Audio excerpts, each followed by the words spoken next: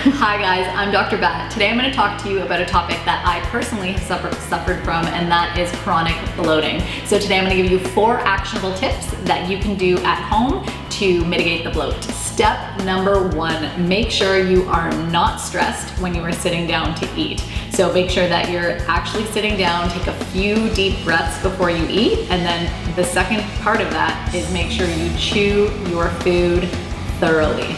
Super slow down. So the importance of chewing is that we're breaking down the foods, obviously, but the second part is the chemical part of digestion. And whatever mix of foods is in your mouth, however many carbs, fats, and proteins, the mouth actually has to inform the stomach of what juices to secrete in what ratios in order to appropriately break it down chemically once it's in your stomach. So if that right mix of digestive juices is not there to receive the food and break it down, then that food will ultimately get digested by bacteria that will migrate up from the large intestine, and as they eat, their byproduct is gas, and that gas creates the bloat. Okay, so second thing, food combining is so important.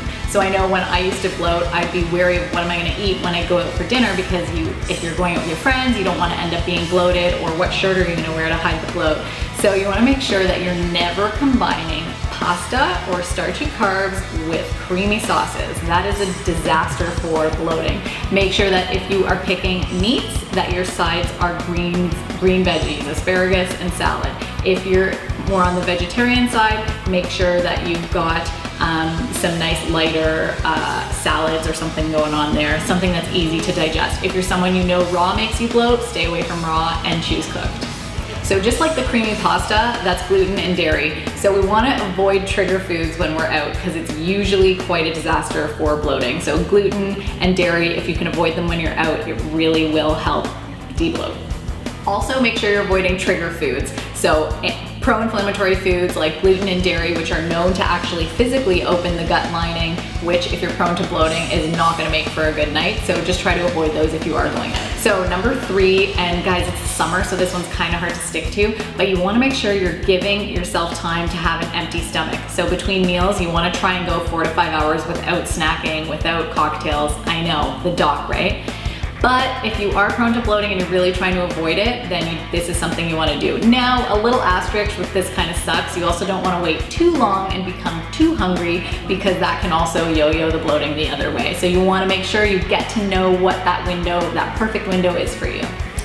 So one of the most important parts with bloating is people are alternating between constipation or loose stools. So actually having a nice toned bowel contraction is very important. So that peristalsis of the gut, and that is something that can be helped with exercise. So make sure you're moving around, whatever you love to do.